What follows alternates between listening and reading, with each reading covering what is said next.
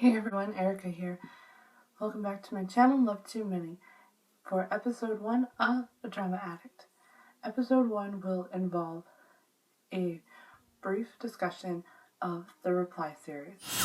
Now, the main focus on the Reply series of Reply 1997, 1994, and 1988 that just recently ended is basically the main girl states that out of these guys that she hung out with, one of them is her husband, and it's up to you to find out who after she travels back to the certain time period and proceeds forward to the now period.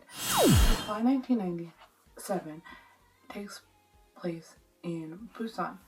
Now it starts off in the year 2012, and that's when Reply 1997 came out.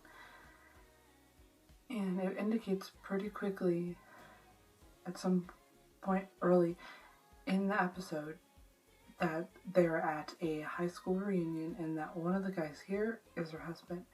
And it takes you back to 1997. The year of the don't get on the phone, I'm on the internet, as well as the decliningness of cassette tapes and more bigger picture of CDs, and really the start of the big uprise of the cell phone that we use today. It takes the story of Song Ji-won as she is a fan of a particular group at the time called HOT.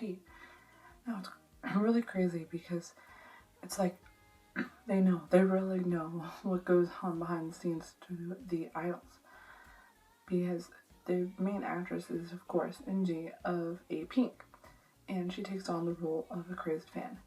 And it goes as far as the writers even knowing about how crazy fan fiction can get.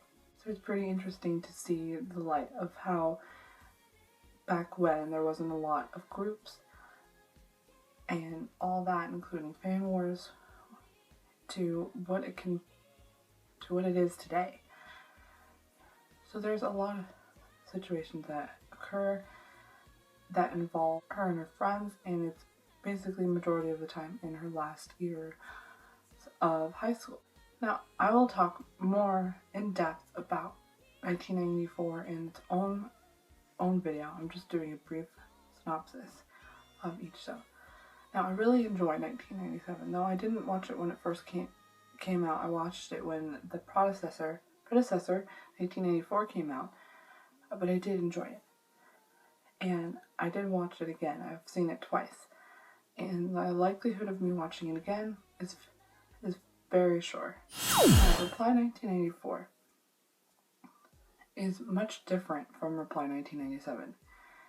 It is still the same synopsis, but you don't really get that in the first episode of Reply 1984. A couple of episodes in is when she indicates, well, this is my potential husband, number 1, 2, 3, so on. And the difference between 1997 and 1994, yes, in 1997 they're in Busan. In 1994 they're in a section of Seoul. But they're in high school in 1997, and this set of characters are in college. Now this takes a step back, as it's the year and the time of the beeper, as well as not so common CDs, unless if you are able to buy the CD player, as well as the payphone and so on and so forth because of the beeper.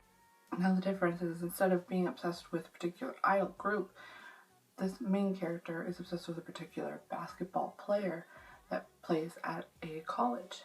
I will be doing a more in-depth talk of 1994 of its own video when that time comes. Now I did watch it, and I did like it very much, but the potential of me seeing it again is very slim, because, spoiler alert, I didn't like the ending. And when I get a more in-depth video, I will include various spoilers and so on and so forth, but if you haven't seen 1994, I hope I didn't spoil it for you, because it's my own opinion, because everyone's opinions are different, so it's totally up to you on your thoughts on the situation. As I said, in Reply 1997, right off the bat, almost pretty much she indicates that one of these guys is her husband. And in 1994, a couple episodes occur before she indicates that these are her potential husbands. Whereas in 1988, I do not recall her indicating anything of the sort, because they take a different spin. It's like the writers thought, well, this is the third season of the series and you know the idea of it, so why even mention it? And it's very different because it's set in 2015 and started in 1988, so the spin of it is that the characters that play those people in 1988 played by different characters in 2015, so you don't really know who the husband is, because you see the husband right off the bat, but of course she doesn't say his name and so on and so forth. So a lot of stuff happened in 1988, and it takes a different spin of things, and I'll get more into detail of that when I give it its own video. Now, out of all three, there are similarities, and that is that the main character's last name is always Sung, and that the parents are played by the same two people, Sung Dong-il and Lee Yi-hwa.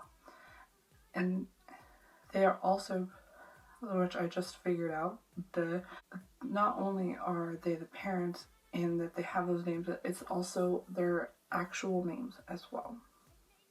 So please do look forward to their individual videos as I break them down even further and include some spoilers. So until next time, this has been episode 1 of Adramaddict. Once again, my name is Erica and this is my channel Love Too Many. And like always, let's spread the love and minimize the hate. Bye!